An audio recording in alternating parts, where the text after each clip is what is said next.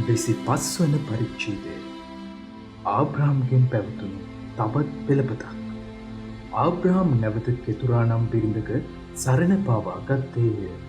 ඈ ඔහුගෙන් සිම්රාම්, ජොක්ෂාන්, නිදාන්, මිදියාන්, ඉෂ්බාක් සහ ෂුවා ලැබුවාය. යොක්ෂාන්ට ගාව ෂෙබා සහ දෙදාන් ඉපදුනෝය. දෙදාන්ගේ පුත්‍රයෝ නම් අශුරිම්, ලෙටුෂිම් සහ ලෙයොම්ය. මිදියන්ගේ පුත්‍රයෝ නම් ඒපා, ඒපෙර්, හෙනාක්, අකිතා සහ එල්දායාදය.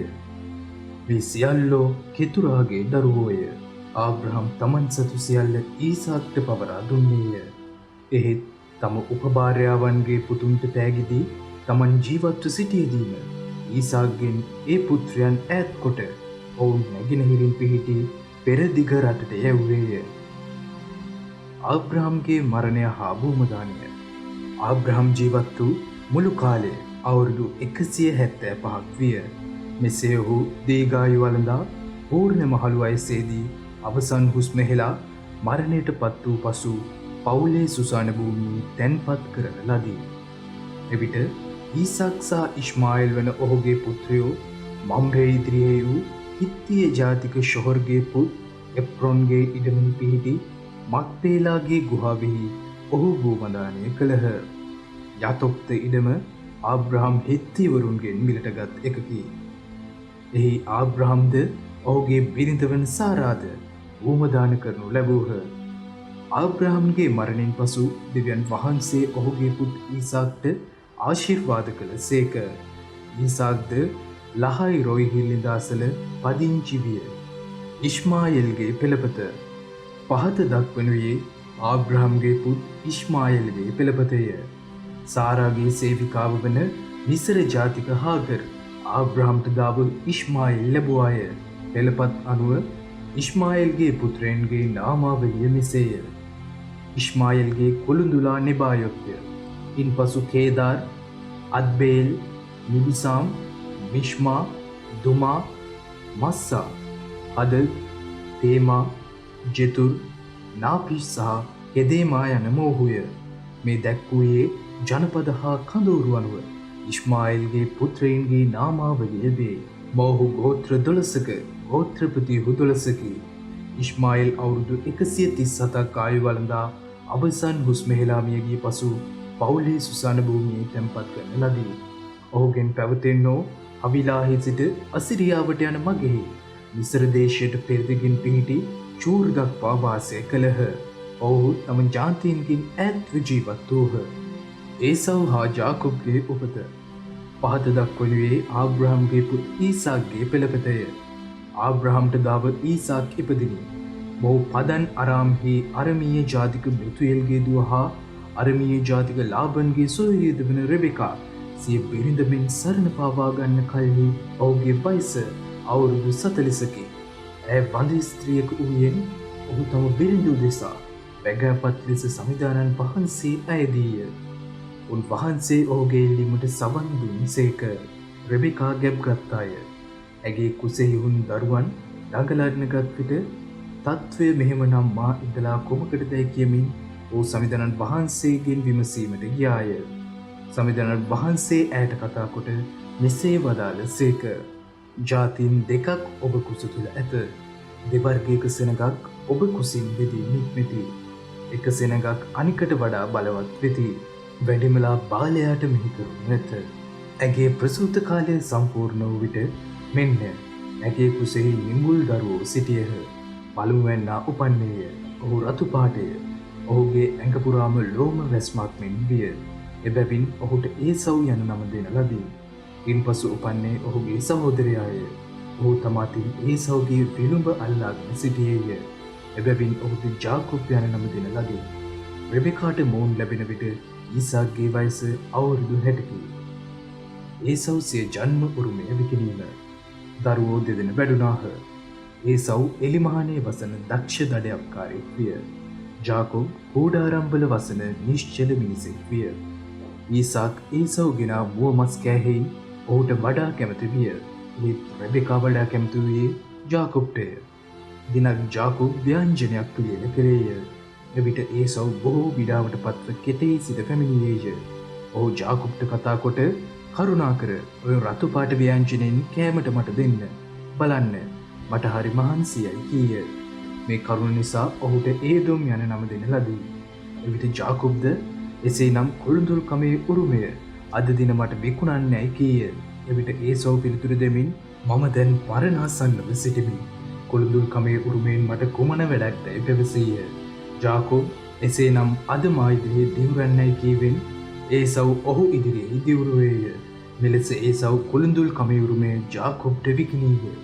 ඉන්පසු ජාකොබ් රොටි සහ එළවලු ව්‍යංජනය ඒසව්ට දුනි. ඔහු කාබී නැගිට යන්න ගියේය. මෙසේ ඒසව් සිය කොළුඳුල් කමට හිමි උරුමය සුළු කොට සැලකීය. 26 වන පරිච්ඡේදය. ඊසාක් මොහොන පෑ ගැටලුව. එකල රටෙහි සාගතයක් විය. මේ ආබ්‍රහම්ගේ කාලෙහි වූ පළමු සාගතයට පසු පැමිණීකකි. ඊසාක් එවිට ගෙරාරි පිලිස්තුවරුන්ගේ රජ වූ අබිමෙලෙක් වෙත ගියේය. සමිධානන් වහන්සේ ඔහුගේ දර්ශනයේදී මෙසේ වදාළ සේක. මිසර දේශයට නොගොස් ඔබට මා කියන දේශයෙහි පදිංචි වන්න. මද කලක් මෙරට වසන්න. මම ඔබ සමග සිටිමි. ඔබට ආසිරිතෙමි. ඔබටද ඔබේ පරපුරටද මේ මුළු දේශය මම දෙමි. මෙලෙස ඔබ පිය ආබ්‍රහම් හට මා දිවුල දිවුරුම ඉටු කරමි. අහසේ තරුමෙන් ඔබේ පෙළපත මම වැඩි කරමි. මේ මුළු රට ඔබේ පෙළපතට මම දෙමි. මිහි පිට සියලු ජාතීහු ඔබ මගින් තමන්ට ආශිර්වාද කරන්නාහ.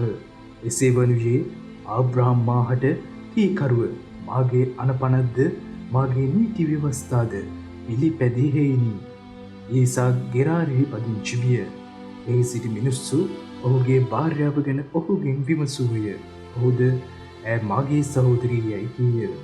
ඈ මගේ භාර්යාව කීමට ඔහු බිය වූයේ රෙබෙකා රෝමද්දවින් ඈ නිසා ඔවුන් මා මරති සිටු නිසාය. ඔහු ඒ කාලයක් විසූ පසු පිලිස්තිවරුන්ගේ රජ වූ අබිමෙලෙක් කවුලුවකින් පිටත බැලූ විට පුදුමයකි. ඊසාක් තම බිරිඳ වන රෙබෙකාට පෙම් කරනු සිටීය. අබිමෙලෙක් ඊසාක් කැඳවා නිසකවම ඈ ඔබේ භාර්යාවය. එසේනම් ඈ මගේ සහෝදරියයි ඔබ කීවේ කෙසේදැයි ඇසීය. ඊසාක් ඔහුට කතා කොට ඈ නිසා මට මැරෙන්න වේ යයි සිතා මම එසේ කීවමි පිළිතුරු දුනි. එවිට අබිමෙලෙක් ඔබ අපට කළ මේ දේ කුමක්ද? සෙනගගෙන් කෙනෙක් ලෙහෙසියෙන්ම ඈ සමග සේවනයේ යෙදෙන්නට තිබිනි. එසේ වී නම් ඔබ නිසා අප පිට වරද පැමිණෙන්නට තිබුණේ යයි කීවේය. තවද රජතෙම යමෙක් මේ මිනිසාට හෝ ඔහුගේ භාර්යාවට හෝ අත තැබුවහොත් ඇත්තෙන්ම ඔහු මරණු ලැබේ කියා නියෝගයක් සිය සෙනඟට පැනවීය. ඉන්පසු ඊසාක් එම රටෙහි ධාන්‍ය වපුරා එම අවුරුද්දෙහිම 100 ගුණයක් සරු අස්වැන්නක් නෙලා ගත්තේය. සමිධානන් වහන්සේ ඔහුට ආශිර්වාද කළ සේක. ඔහුද ධනවතකු මෙන් සමෘද්ධ වී මහා බලවතකු බවට පත්විය. අන්ද ඔහු සතු එළු බැටළු හා ගවපට්ටි වූහ. දෙසිදස් ඔහුද විශාල පිරිසක් වූහ. ඒ පිලිස්තිවරු ඔහුට ඊර්ෂ්‍යා කළහ. එබැවින් තම පියාවන ආබ්‍රාම්ගේ කාලයේදී ඔහුගේ මේකරුවන් කැනුවලින් සියල්ලම පිලිස්තිවරුන් පස්පුරවා පසා දැමූහ. අබිමෙලෙක් ඊසාක් කමතා ඔබ අපට වඩා බොහෝ බල සම්පන්න බැවින් අප කෙරෙන් ඉවත්ව යන්නයි කීය. ඊසාක්ද එතනින් නික්ම ගෙරාරි මිටියාවතෙහි තම කඳවුර පිහිටුවා එහි පදිංචි විය. ආබ්‍රහම්ගේ මරණින් පසු පිලිස්තිවරුන් ලින් සියල්ල වසා දමා තැබූ හේයින් ඔහුගේ පියාගේ කාලයෙහි කනින ලද වතුරලින් ඊසාක් නැවත කැනීය. තවද තම පියාදුන් නම් වලින්ම ඔහු ඒ ලින් හැඳින්වීය. ඊසාක්ගේ මෙහෙකරුවන් මිටියාවතේ ලින් කනින විට ඔවුන්ට එහි දිය උල්පතක් සහිත ලිඳක් සම්බදිය. ඒත් ගෙරාරි ගොපල්ලෝ මේ වතුර අපගේ කියමින් ඊසාක්ගේ ගොපලුන් සමග කලහ කළහ. ඔවුන් ඔහු සමග මෙලෙස කලහ කළ බැවින් ඒ ලිඳට ඒසෙක් යන නම ඔහු දුන්නා.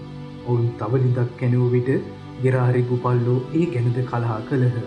එබැවින් ඊට සිත්නායි නම දුනි. ඊසාක් ඉන්පසු එතනින් නික්ම ගොස් තවත් ලිඳක් කැණීය. ඒත් ඒ ගැන ඔවුන් කලහ නොකළ බැවින් එය රේබොත් යන නමින් හැඳින්විය. ඉන්ද මෙසේ හඳුන්වා දැන් ඉතින් සමිධානන් වහන්සේ අපට මේ රටේ ඉඩ කඩ දුන්සේක. අපි මේ රටේ සමෘද්ධි වන්නෙමු කීය. පසුව ඔහු එතනින් පිටත්ව බේර්ෂෙබාවට ගියේය. එම රාත්‍රියේම සමිඳුන් වහන්සේ ඔහුට දර්ශනය වී මෙසේ වදාළ සේක. නුඹ පිය ආබ්‍රහම්ගේ දෙවිඳානෝ මමය. බිය නොවන්න. නුඹ සමගද මම සිටිමි. නුඹට ආශිර්වදෙමි. මාගේ දාසයා වන ආබ්‍රහම් නිසා නුඹේ පෙළපත මම වැඩි වර්ධනය කරමි. ඊසාක්ද ඒ පූජාසනයක් එදිකොට සමිඳුන් වහන්සේගේ නාමයේ පියා යාඥා කළේය. තවද එහි ඔහු තම කඳවුර පිහිටුවිය. එම ස්ථානයේද ඊසාක්ගේ මේකරුවෝ ළිඳ හැනූහ. ඊසාක් සහ අබිමෙලෙක් රජා කර ගිවිසුම.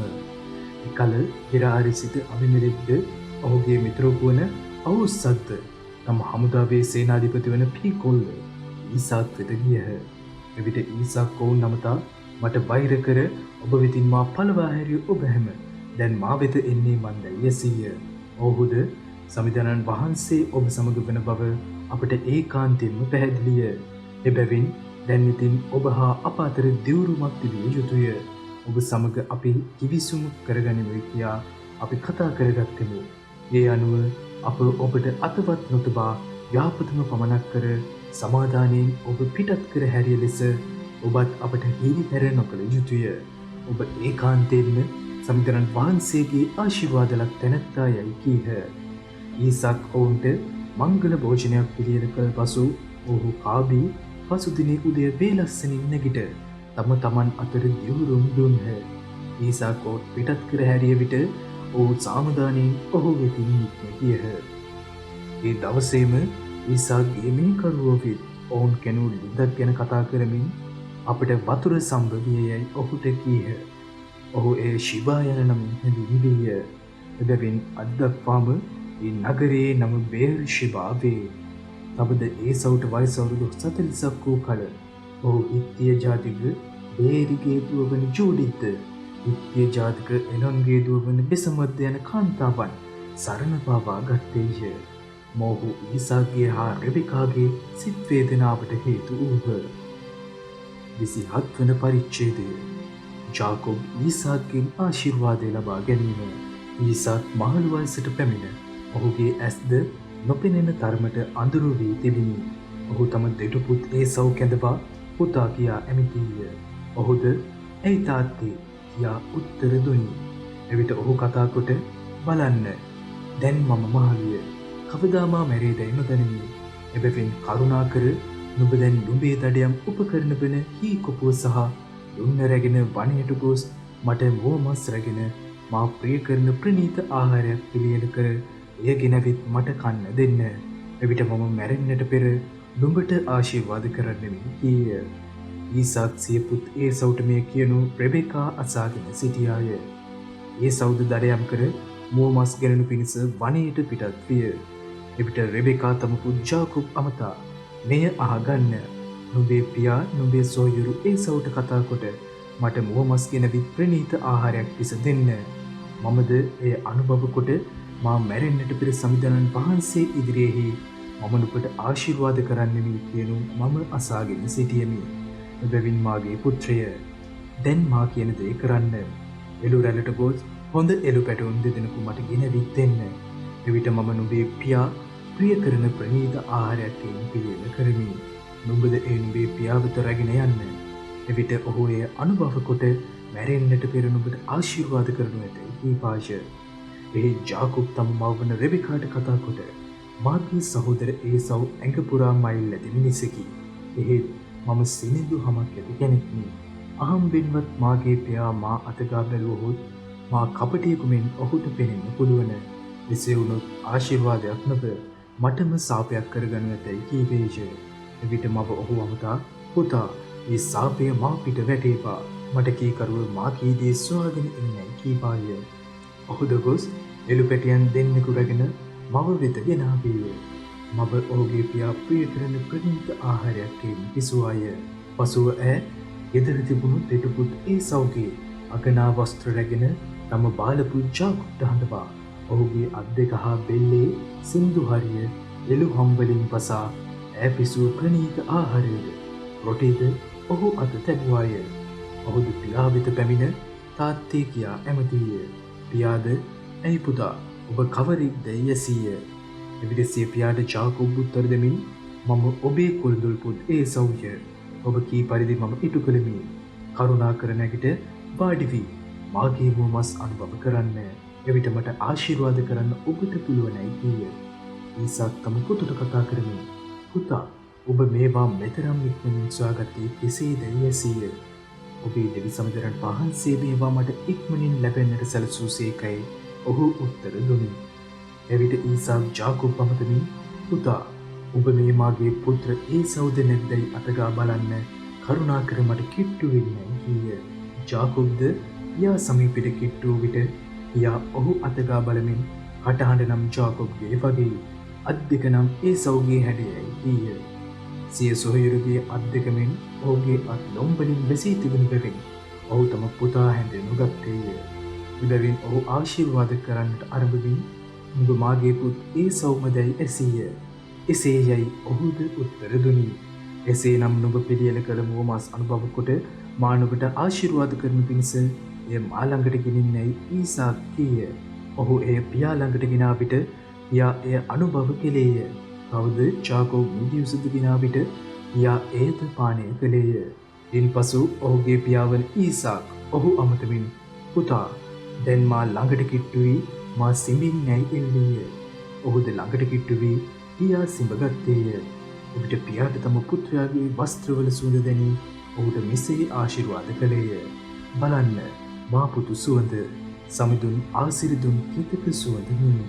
අහසින් පිනිද පොළවේ සරු බවද ඔහු ධාන්‍ය හා මිනිසුද දෙවිඳානෝ නුඹ හට දෙන සේක්වා.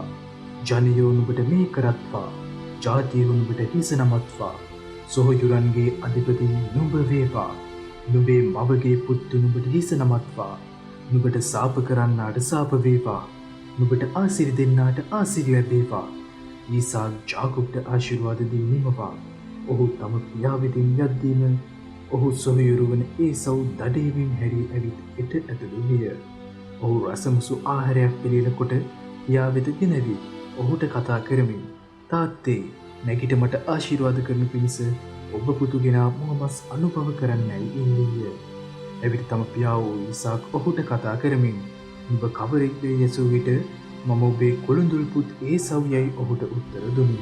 ඊසාක්ද තදින් තැතිගෙන ගැහි ගැහි එසේනම් දඩයම් කර මුවමස් මා වෙත ගෙනාවේ කවරෙක්ද? නුඹ එන්න පෙර මම ඒ සියල්ලෙන් අනුභව කොට ඔහුට ආශිර්වාද කළෙමි. සැබවින්ම ඒ ආශිර්වාදය ඔහු සමග පවතින්නේ යයි කීය. පියාගේ මේ වචන ඇසූ විට ඒසව් ඉතා දැඩි සිත් වේදනාවෙන් කෑගසා හඬා වැළපී පියාට කතා කොට අනේ මගේ තාත්තේ මටත් ආශිර්වාද කරන්නයි කියා ඉල්ලීය. පියාද උත්තර දෙමින් ඌට උපායකින් නුඹේ සහෝදරයා පැමිණ නුඹේ ආශිර්වාදය උදුරාගත්තේ යයි කීය. එවිට ඒසව් ඔහු දෙවරක්ම මට ලැබිය යුත්තේ උදුරාගත්තේ ඔහුගේ නම ජාකෝබ් නිසා වෙන්න ඇති. ඔහු කලින් මාගේ කුළුඳුල්කමේ උරුමය ගත්තේය. මෙන්න දැන් මාගේ ආශිර්වාදයත් උදුරාගත්තේය. ඔබ මටත් ආශිර්වාදයක් ඉතිරි කර නැත්තේ යැසීය. ඊසාක්ද පිළිතුරු දෙමින් ඔහුට කියනුයේ බලන්න මම ජාකෝබ් නුඹේ අධිපතියා කෙලෙමි. ඔහුගේ සියලු සහෝදරයන් සේවකයන් කොට මම ඔහුට දුනිමි. ධාන්‍යයෙන් හා මිහියුසින් මම ඔහු සමෘද්ධ කළෙමි. මා පුත්‍රය දැන් මා නුඹට කුමක් කරන්නද යැසීය. ඒසව් ඔහුට පිළිතුරු දෙමින් තාත්තේ ඔබට ඇත්තේ එකම ආශිර්වාදයක් පමණක්ද? අනේ තාත්තේ මටත් ආශිර්වාද කරන්නයි ඉල්ලා මහා හඬින් කෑගසා හැඬීය. එවිට ඔහුගේ පියාවන ඊසාක් උත්තර දෙමින් මෙසේ කීවේය. මේ බලන්න පොළවේ පළදාවද ආසේ පිනිද නුඹේ ගෙවතු වලින් තොර වේ. කඩුවෙන් නුඹ ජීවත් වන්නේය. සොහොයුරු හට මෙහි කරන්නේය. ඒත් නුඹ ඔහු යටත් කළ විට ඔහුගේ බියගස නුඹේ කරින් ගසා දමනු ඇත. තම පියා ජාකෝබ්ට දුන් ආශිර්වාදය නිසා ඒසව් ජාකෝබ්ට වෛර බැන්දීය. මාගේ පියාණන් ගැන වැළපෙන දවස් දැන් ආසන්නය. එවිට මම මාගේ සොහොයුරු ජාකෝබ් මරන්නෙමි. ඔහු තමාටම කියා ගත්තේය. දෙටුපුත් ඒසව්ගේ මේ වචන රෙබෙකාට දන්වන ලදින් ඇය පණිවුඩයක් යවා තම බාලපුත් ජාකෝබ් කැඳවා මෙන්න නුඹේ සොහොයුරු ඒසව් නුඹ මරා නුඹෙන් පලිගන්න අදහස් කරයි. එබැවින් දැන් ඉතින් පුතේ නැගිට හාරාන්හි මාගේ සහෝදර ලාබන් වෙත පලා යන්න. පලා ගොස් නුඹ සොහොයුරුගේ දරුණු කෝපය පහවී ඔහුගේ කෝපාග්නිය නිවී නුඹ ඔහුට කළ මේ දේ අමතක වනතුරු මාගේ සහෝදරයා සමග ටික කලක් නවතින්න. පසුව මම නුඹට පණිවිඩයක් එපා එහෙන් නුඹගෙන් වාගනිමි. එක දවසේම මා නුඹලා දෙදෙනාම නැති කරගන්නේ කුමටදැයි කීවාය. ජාකොබ් ලාබන් වෙත යෑම. රෙබෙකා ඊසාක්ට කතා කොට හෙත්ගේ දූවරුන් නිසා මට ජීවිතය එපා වී තිබේ. ජාකොබ්ද මේ රටේ ස්ත්‍රීන් වැනි හෙත්ගේ දූවරුන්ගේ කාන්තාවක සරණ පාපක් ගත්තොත් මට මාගේ ජීවිතයෙන් මොන වැඩක්දැයි කීවාය. 28 වන පරිච්ඡේදය. ඊසාක්ද ජාකොබ් කැඳවා ඔහුට ආශිර්වාද කොට අනකරමින් නුඹ කානානීය ස්ත්‍රීන්ගෙන් භාර්යාවක සරණ පාවා නොගත යුතුය. නැගිට මෙසොපොතේමියාවේ නුඹේ මවගේ පියාවන බෙතුයෙල්ගේ ගෙදරට යන්න. ඒ ගොස් නුඹේ මවගේ සහෝදර වූ ලාබාන්ගේ දූවරුන්ගෙන් භාර්යාවක සරණ පාවා ගන්න. සියලු බැරිති දෙවියන් වහන්සේ නුඹට ආශිර්වාද කොට නුඹ සමෘද්ධිමත් කර නුඹ ජාතීන් සමූහයක් වන පිණිස වහන්සේ නුඹ වැඩි වර්ධනය කරන සේක්වා. තවද වහන්සේ ආබ්‍රහම්ට දුන් නුඹ දැන් විදේශිකයෙකු වසන වට නුඹට උරුම වෙන පිණිස ආබ්‍රහම්ගේ ආශිර්වාදයෙන් නුඹටත් නුඹේ පෙළපතටත් දානය කරන සේක්වායි කීය. මෙලෙස කියා ඊසාක් ජාකොබ් පිටත් කොට හැරියේය. ඔහු මෙසොපොතේමියාවේ අරමීය ජාතික බෙතුයෙල්ගේ පුත් ලාබන් වෙත ගියේය. ලාබන් ජාකොබ්ගේ හා ඒසව්ගේ මව වන රෙබෙකාගේ සහෝදරයාය. ඊසාක් ජාකොබ්ට ආශිර්වාද කොට මෙසොපොතේමියාවෙන් බිරිඳක සරණ පාවා ගනු පිණිස එළිය වූ බවද ඔහු ආශිර්වාද කරද්දී කානානීය ස්ත්‍රීන්ගෙන් බිරිඳක පාවා නොගත යුතුයයි ඔහුට අනකල බවද ජාකොබ් පියාට හා මවට කීකරුව මෙසොපොතේමියාවට ගිය බවද ඊසව් දෙටීය. මෙසේ ඒසව් තම පිය ඊසාක්ට කානානීය කාන්තාවන් කිසින වූ බව තේරුම්ගත් විට ඔහු ඉශ්මාኤල් වෙත ගොස් තමාට සිටි භාර්යාවන්ට අමතරව ආබ්‍රහම් පුත් ඉශ්මාኤල්ගේ දුව වන නිබායොත්ගේ සහෝදරී මහලද්ද තම භාර්යාව වශයෙන් සරණ පාවා ගත්තේය. ජාකොබ් දුටු සිහිනය. ජාකොබ් බේර්ෂෙබායින් නික්ම හාරාන් බලා ගියේය. ඔහු එක්තරා ස්ථානයකට පැමිණ උරු බැස ගිය හේයින් මුළු රාත්‍රියම එහි ගත කළේය. තවද ඔහු එතැනින් ගලක් රැගෙන ඒ මත හිස තබාගෙන නිදන්නට විය. එවිට ඔහු සිහිනයක් පිටීය. පුදුමයකි. පොළොවෙහි තබන ලද ඉනිමගකි. ඒ මුදුන අහස දක්වා විය. මෙන්න දෙවියන් වහන්සේගේ දූතයෝ එහි නගිමින්ද බසිමින්ද සිටියෝය. සමිතරන් වහන්සේ පිළිලින් සිට මම වනාහි නුඹේ පියා වූ ආබ්‍රහම්ගේ දෙවියන් වහන්සේද ඊසාක්ගේ දෙවියන් වහන්සේද වන සමිදානන් වහන්සේ වෙමි. නුඹ සැතපී සිටින දේශය මම නුඹටත් නුඹේ පෙළපතටත් දෙන්නෙමි. තවද නුඹේ පෙළපත පොළොවේ දූවිලිමින් වැඩි වී උතුරු දකුණු බටහිර නැගෙනහිර දිශාවල පැතිරී යන්නේය. මේ පිට සියලු ජාතීහු නුඹ හා නුඹේ පෙළපත මගින් තමන් ආශිර්වාද කරගන්නෝය. මෙන්න මමද නුඹ සමග සිටිමි. නුඹ යන සියලු තැන්හි මම නුඹ රැකබලාගෙන මෙම දේශයට මම නුඹ නැවත ගෙනෙන්නෙමි. මන්ද මා නුඹට කී දේ ඉටු කරන තුරු මම නුඹ අත් නොහරින්නෙමි වදාළ සේක. ජාකොබ් නින්දෙන් අවදිව සැබවින්ම සමිඳුරන් වහන්සේම ස්ථාන වැඩ සිටින සේක. ඒත් මම එය නොදැන සිටිමි කීය. ඔහු දේවී මේ ස්ථානයේ කෙතර අම්බිය කරුද මේ අනෙකක් නොව දෙවියන් වහන්සේගේ ගෘහයකි. මේ ස්වර්ගයේ දුරුවේ පැවසීය. ජාකොබ් අලුයම නැගිට තම හිසට වූ කලගෙන සිහිවටනයක් කොට ඒ සිටුවා. ඒ මුදුනේ තෙල්වත් කළේය. තවද ඔහු ඒ ස්ථානයේ දෙවියන් වහන්සේගේ ගෘහය යන අර්ථය ඇති බෙතේ යයි නම් කළේය. ඒ නගරයට ඊට කලින් තිබූ නම ලූසිය. ඔහු භාර්යාවක් ඔප්පු කරමින් දෙවියන් වහන්සේ මා සමග වැඩ සිට මෙසේ මා යන මඟ ආරක්ෂා කර මට කන්නට ආහාරයද අඳින්නට වස්ත්‍රයද දෙනසේක් නම් අනතුරක් නොමැතිව මාගේ පියාගේ ගෘහයට මට ආපසු යන්න සලස්වන සේක් නම් සමිඳුරන් වහන්සේ මාගේ දෙවියන් වහන්සේ වන සේක. තවද සිහිවටනයක් මෙන් මා සිට වූ මේ කල දෙවියන් වහන්සේගේ ගෘහය වන්නේය. ඔබ මට දෙන සියල්ලෙන් සැබවින්ම මම ඔබට 16න් කොටසක් දෙන්නෙමි කීය. 29 වෙනි පරිච්ඡේදය. ජාකොබ් ලාබාන්ගේ නිවසට පැමිණීම. ජාකොබ් ගමන් කොට පෙරදිග ජනයාගේ දේශයට පැමිණියේය. එවිට ඔහු බැලූ කල පුදුමයකට පිට්ටනියේ ලිඳක්ද ලිඳ ළඟ වැතිර සිටින බැටළු රැළවල් තුනක් දිටිය. බැටළුවන්ට වතුර දෙන ලද්දේ ඒ ලිඳෙන්ය. තවද ලින්කටේ තැබූ විශාල ගලක් විය. බැටළු රැළවල් සියල්ලම එතනට එක් වූ විට එඬේරු ලින්කටින් ගල පෙරලා බැටළුවන්ට වතුර දුන් පසු ලින්කටේ තිබූ තැනම ගල නැවත තැබූහ. ජාකොබ් එඬේරුන් නමතා සහෝදරයිනි, ඔබ කොහේ සිටාහුද යසූ විට අපි හාරාන් දේශයෙන් යයි ඔහු කීය. ඔහු නැවත කතා කරමින් නාහෝර්ගේ පුත් ලාබන් ඔබ දන්නහුද යසූ විට අපි ඔහු දන්නෙමුයි ඔහු පිළිතුරු දුන්හ.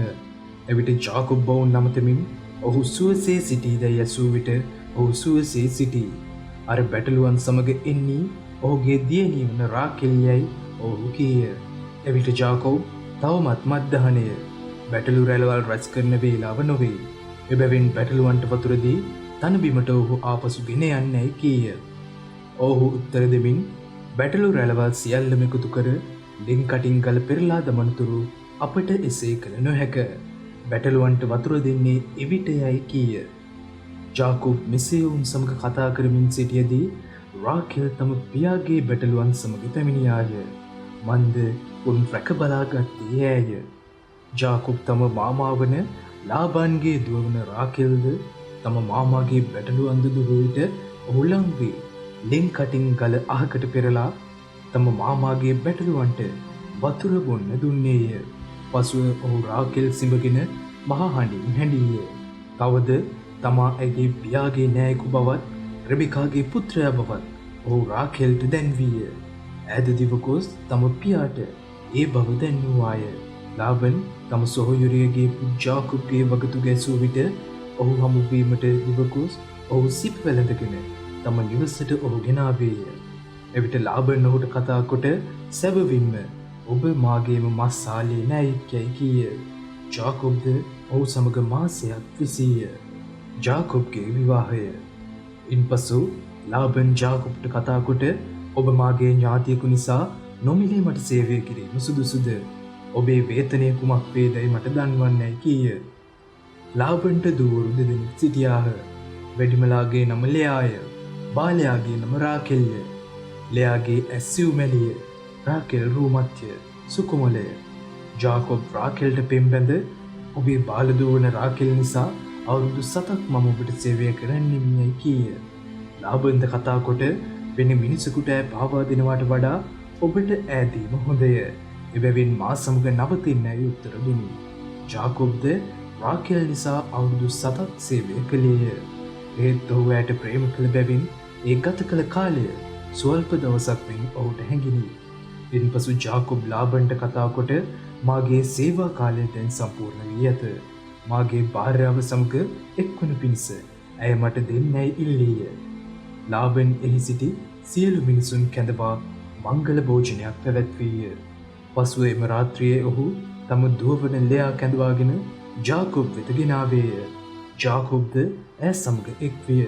තවද ලාබන් තම දාසිය වන ශිල්පා ලෙයාගේ සේවිකාව වශයෙන් තම දුවට දුන්නේය. පසුදින උදේ පහන් වූ කල පුදුමයකට මෙන් එහි සිටියේ ලෙයාය. එවිට ඔහු ලාබන් නමතා ඔබ මට කළ මේ දේ කුමක්ද? මා ඔබට සේවය කළේ රාකෙල් නිසා නොවේද? ඔබ මා රැවටුවේ මන්දැයි ඇසීය. ලාබන්ද උත්තර දෙමින් වැඩිමලාට කලින් බාලයා සරණ පවා දීම අපේ රටේ සිරිත නොවේ. ඇගේ මංගල සතිය සම්පූර්ණ කරන්න. ඔබ මට තව 7 අවුරුද්දක් සේවය කරන්නේ නම් රාකෙල්ද ඔබට සරණ පවා දෙන්නේ කීය. ජාකොබ් දෙසේ කර මංගල සතිය සම්පූර්ණ කළ පසු ලාබන් ඔහුට තම දුව වන රාකෙල් බිරිඳ වශයෙන් සරණ පවා දුන්නේය.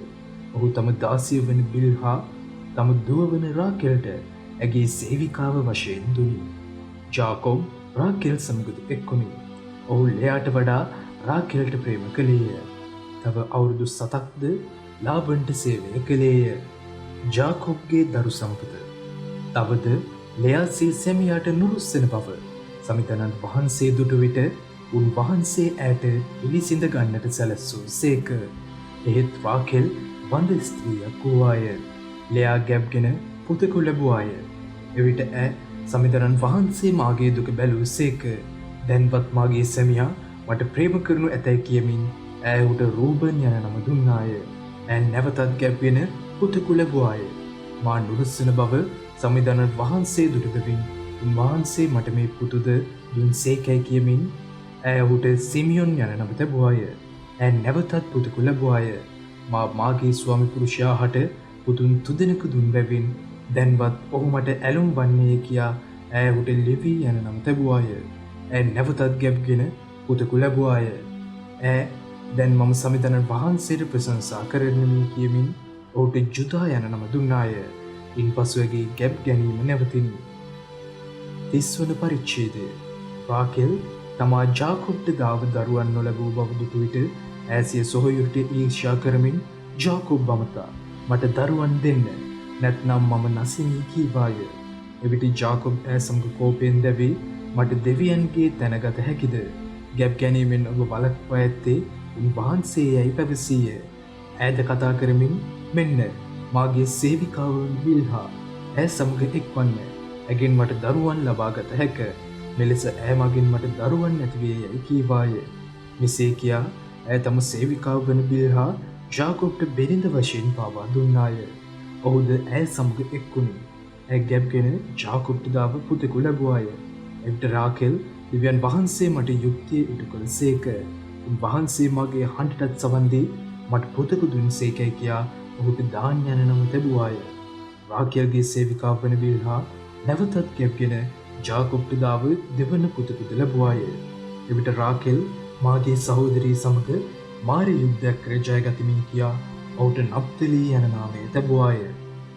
ලෙයාද තම ගැබ් ගැනීම නැවතුණු බව දුටු විට ඇය ඇගේ සේවිකාව වන ශිල්පා රැගෙන ජාකොබ්ට බිරිඳ වශයෙන් පාවා දුන්නාය. ශිල්පාද ගැබ්ගෙන ජාකොබ්ට දාව පුතෙකු ලැබුවාය. එවිට ලෙයා මම කෙතරම් වාසනාවන්තද කියා ඔහුට ගාද් යන නාමය තැබුවාය. ලෙයාගේ සේවිකාව වන ශිල්පා ජාකොබ්ට දාව දෙවන පුතෙකුද ලැබුවාය. එවිට ලෙයා මම කෙතරම් භාග්‍යවන්තද? ස්ත්‍රියහු මා භාග්‍යවන්තී යයි පවසන්නෝය කියා ඇය ඔහුට ආශේර යන නාමය තැබුවාය. තෙරිඟු අස්වැන්න නෙල්න කාලයේදී රූබන් කෙතට ගොස් එහි දුදායිම් නම් පැල කීපයක් සොයාගෙන විත් තම මව්වන ලෙයාට දුනි. එවිට රාකෙල් ඇයට කතා කොට කරුණාකර මට ඔබේ පුත්‍රයාගෙන දුදායිම් පැලවලින් ටිකක් දෙන්නයි කීවාය. ඇය රාකෙල්ට උත්තර දෙමින් ඔබ මාගේ සැමියා පාවා ගත්තා මදිද? දැන් මා පුතුන්ගේ දුදායිම් පැල ටිකත් පැහැර ගන්නද යන්නේ යයි කීවාය. එවිට රාකෙල්ද හොඳයි. එසේනම් ඔබ පුතුන්ගේ දුදායිම් පැල මට දුන්නොත් අද රාත්‍රියේ මාගේ සැමියා සමග ඔබට සැතපෙන්න පුළුවනයි කීවාය. සවස් කාලයේදී ජාකොබ් කෙතේ සිටින විට ලෙයා ඔහු හමුවීමට ගොස් ඔබ මා වෙත පැමිණිය යුතුය. මා පුතුන්ගේ දුදායිම් පැල දීමෙන් මම ඔබ කුලියට ගත්තමි ඈ කීවෙන් එදා රාත්‍රියේ ඔහු ඇය සමග සැතපුණේය. දෙවියන් වහන්සේ ලෙයාට සවන් දුන් සේක. ඇය ගැබ්ගෙන ජාකොබ්ට දාව පස්වෙන පුතුකු ලැබුවාය. එවිට ලෙයා මාගේ සේවිකාව මාගේ සැමියාට දුන් බැවින් දෙවියන් වහන්සේ මාගේ කුලිය ගෙවූ සේකැයි කියා ඔහුට ඉස්සාකර් යන නාමය තැබුවාය. ලෙයා නැවතත් ගැබ්ගෙන ජාකොබ්ට දාව 6 වන පුතු ලැබුවාය. දෙවියන් වහන්සේ මට මහඟු දායාදයක් දුන් සේක. මාගේ සැමියාට දාව මා පුතුන් 6 දෙනෙකු ලැබූ බැවින් දැන්වත් ඔහු මට ගරු කරන්නේ යැයි කියා ඇය තම පුතුට සාබුලොන් යන නාමය දුන්නාය. පසුව ඇය දුවක ලැබුවාය. ඇයට දීනා යන නාමය තැබුවාය. අවද දෙවියන් වහන්සේ රාකෙල් සිහි කර ඇයට සවන් දී ඇයට ගැබ් ගැනීමට සැලැස්සූ සේක. ඇයද ගැබ්ගෙන පුතෙකු ලැබුවාය. දෙවියන් වහන්සේ මාගේ නින්දාව පහ කළ සේකැයි කියමින් ඇය ඔහුට ජෝසෙප් යන නාමයේදී සමිඳරන් වහන්සේ මට තවත් පුතෙකු එකතු කරන සේක්වායි කියා පැතුවාය. ලාබන් සමග ජාකොබ්ගේ ගනුදෙනුව. රාකෙල් ජෝසෙප් ලැබූ පසු ජාකොබ් ලාබන්ට කතා කොට මාගේම ගෘහයට මාගේම දේශයට යන පිණිස මා යන්න හරින්න. මාගේ භාර්යාවන් මට දෙන්න. මම ඔවුන් නිසා ඔබට සේවය කළෙමි. මාගේ දරුවන්ද මට දී මා යන්න හරින්න. ඔබට මා කර සේවය ඔබ දන්නේ යැයි කීය. ලාබන් ඔහුට උත්තර දෙමින් ඔබ මට කරුණාව දක්වන්නේ නම් මට සවන් දෙන්න. වන්ද සමිඳුරන් වහන්සේ ඔබ නිසා මට ආශිර්වාද කළ බව මම නිමිති බැලීමෙන් දැනගතිමි. ඔබේ කුලිය නියම කරන්න මම එය ඔබට ගෙවන්නෙමියයි කීය. ඊට ජාකෝබ් ඔහු අමතමින් ඔබට මම කෙසේ සේවය කෙළෙන්ද කියාත් ඔබේ ගව පට්ටි මා බාරයේ සිටි සැටිත් ඔබ දන්නෙහිය. මා පැමිණෙන්ට පෙර ඔබ සතු ස්වල්පදී දැන් ඉමහත් ලෙස බහුල වී ඇත. මා පැමිණි පසු සමිඳුරන් වහන්සේ ඔබට ආශිර්වාද කළ සේක. දැන් ඉතින් මාගේ පවුලේ අවුරුදිය තකා මම යමක් සපයන්නේ කවරදාදැයි යසීය. ඔහුද උත්තර දෙමින් මා ඔබට කුමක් ගෙවිය යුතුදැයි යසූ විට ඔබ මට කිසිවක් දෙන්න වුවමනා නැත. මා මේ කියන්න යනදේ ඔබ මට ඉටු කරන්නෙහි නම් මම නොකඩවාම ඔබේ බැටලු රැළ කවාපවා රැකබලා ගන්නමි. මම අද ඔබේ බැටලුවන් පට්ටි මැදින් ගමන් කරමි. බැටලුවන්ගෙන් කළු පාටිති සියලු සතුන්ද එළුවන්ගෙන් තිත්සා පුල්ලි ඇති උන්ද වෙන් කරමි. මාගේ කුලිය ඒ වේ. තවද මාගේ අවංකභාවයද ඔබට සොයාගත හැක. ඔබ මාගේ කුලිය ගැන සෝදිසි කරන බලන විට එළුවන් අතරින් තිත් හෝ පුල්ලි හෝ නැති එකෙකුවත් බැටළුවන් අතරින් කළු පාට නැති එකෙකුවත් මට සිටියොත් ඌ සොරාගත්තෙකු සැටියට ඔබට ගණන්ගත හැකියයි කීවේය. ලාබන්ද හොඳයි ඔබ කී ලෙස සිදුවේවායි පිළිතුරු දුනි. එහෙත් ලාබන් එදින එළුවන්ගෙන් වෛරම් සහ පුල්ලි වැටුණුන්ද එළු දෙනුන්ගෙන් තිත් සහ පුල්ලි සහිත සියලු සතුන්ද සුදු පාට ඇති උන්ද බැටළුවන්ගෙන් කළු පාට ඇති සියලු සතුන්ද වෙන් කර තම පුතුන් හට බාරදී ජාකෝබ්ගෙන් වෙන්ව 3 දිනක් දුර ගමන් කළේය. ජාකෝබ්ද ලාබන්ගේ ඉතිරි බැටළු රැළවල් පෝෂණය කළේය. ඉන්පසු ජාකෝබ් ලිබ්නෝ ලූස් සහ ආර්මොන් යන ගස්වලින් අමුදඬුගෙන ඒවායේ සුදු පෙනෙන ලෙස පටු තීරු වශයෙන් පොතු ගලවා එළු බැටළු රැළවල් වතුර බොන්නා විට උන් ඉදිරිපිට වතුර ඔරුවල එවා තැබුවේය. උන්ද වතුර බොන්නා කල පට්ටි කෙසුනි. මෙසේ ඒ සත්තු දඬු ඉදිරියෙහි පට්ටි ගැසී යැප්ගෙන වෛරම් වැටුණු තිත් සහ පුල්ලි ඇති පැටවුන් බිහි කළහ. පසුව ඔහු බැටළුවන් වෙන් කර ලාබන්ගේ රැළේ සිටි කළු පාට වූද වෛරම් වැටුණා වූද සතුන් දෙසට ඔවුන් හැරෙව්වේය. ඇරත් ඔහු තමාගේ පට්ටි ලාබන්ගේ සතුන් සමග මිශ්‍ර නොකර උන් වෙන් කොට තැබීය. තවද ඔහු වඩා ශක්තිමත් සතුන් පට්ටි ගසන සෑම විටම දඬු ඉදිරියේ ගැබ්ගන්න පිණිස සතුන් ඉදිරියේ වතුර ඔරුවල එවා තැබීය. එහෙත් සත්තු බෙලහීනව සිටියෝ නම් ඔහු ඒ දඬු නොතැබීය. මෙසේ කිරීමෙන් බෙලහීන සත්තු ලාබන්ගේ වූහ. ශක්තිමත් වූ ජාකොබ්ගේ වූහ. මෙලෙසින් ජාකොබ් අතිශයින් ධනවත් විය.